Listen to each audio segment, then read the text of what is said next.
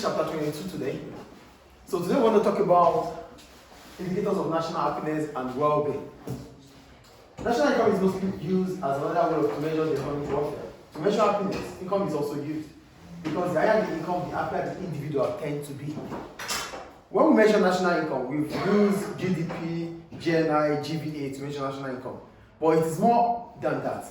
Especially when it comes to individuals in the society, individuals within the economy. Please stop writing and listen. When we have to measure how happier people are, we can use an income as an indicator. That means you can measure how happy you are as an individual based on your level of income. That is what we want to talk about today. So, yeah, it's been written that the higher the income you earn, the much happier you could become. That's the much money you have, you could become happier because of that. That is the point they are making there. So therefore, the quality of life is determined by how an individual can afford things that are necessary or luxurious. So, being happy might be because you are able to afford those things that are necessary or those things that are luxurious. So because you can afford them, you feel satisfied, you feel happy as a result of that. So that's what happiness with income is correlating with. Do we get it? Mm-hmm. So because you can afford the basic needs, you are happy. Because you can have holiday in Bahamas, you are happy. These are luxury. So being able to do that brings about satisfaction. And satisfaction is happiness. So the measure of well-being or happiness includes the following. So when we talk about the well-being of an individual or happiness, well-being and happiness are related, they're almost the same. So how well are you living, your living standard, and how happy you are.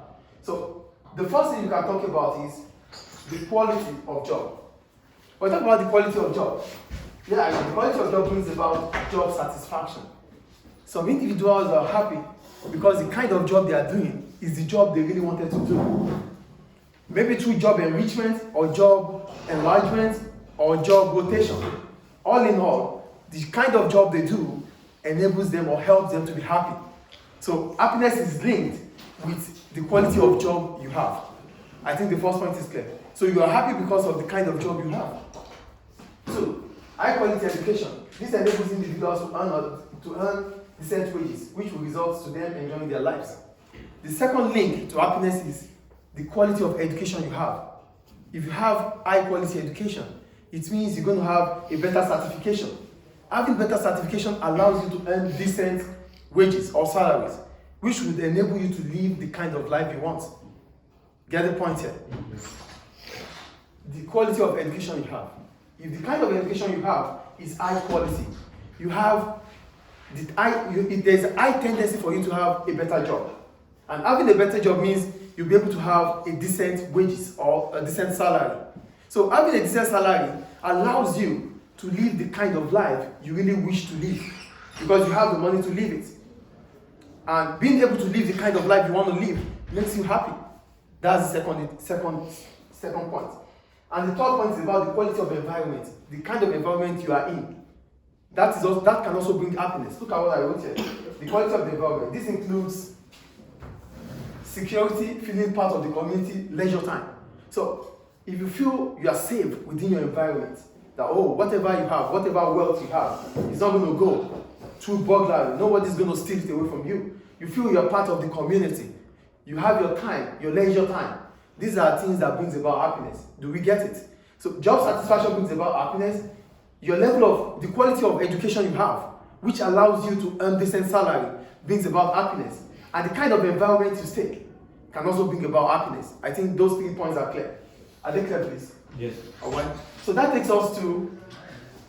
So having said that, I wrote with the above stated analysis, it is important to measure all these dimensions with indicators. So talking about the quality of life, talking about job satisfaction, talking about the quality of education, these things cannot be accessible because there are dimensions. There are things that will not just come up. They come up based on different structures. So we need to understand those structures before we can talk about the quality of job, before we can talk about the quality of education, before we can talk about security feelings. All these things has an indicator. So what are those indicators first? Pollution level. We're talking about pollution level. We're talking about, we know what pollution is, right? Emission of carbon. So if the environment is full of emission, if the environment is full of carbon, are we going to have a better health? No. No. So not being able to continuously spending on healthcare without we having anything left based on externality is not going to give us happiness. So you have the money, but you continue to spend it on health issues. It's not going to bring happiness. That's an indicator. Access to education. We want a quality of life here. We want a quality education here. But if we don't have access to it, are we going to have it? No. Because you can't give what you don't have.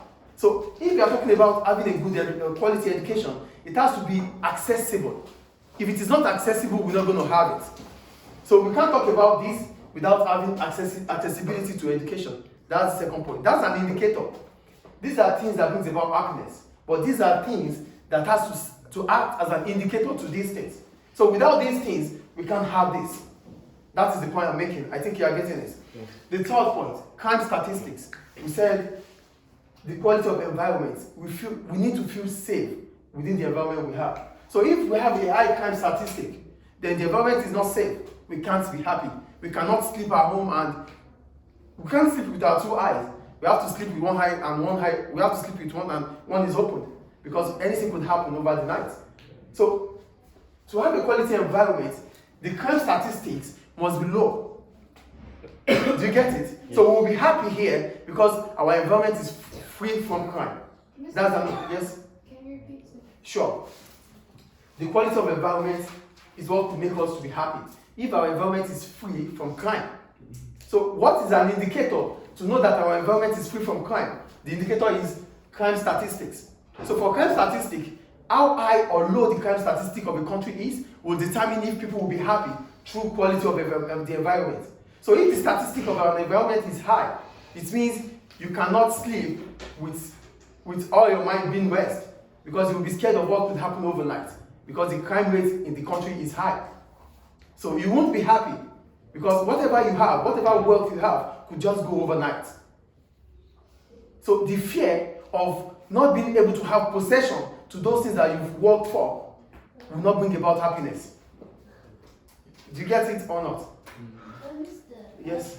Yeah. How is all this related to economic growth and GPT? Yeah, it is related to economic growth because you're talking about the living standard of people. So how is the economy without the people? Without the people, we don't have economy. Do we have economy without the people? Yeah. No. So at the end of it all, whatever happens within our economy is related to we that lives in that economy. So who are we? How can we talk about the economy? How can we say that the economy is fine if we are not happy? So that brings about reasons why people will be happy and the indicators to happiness.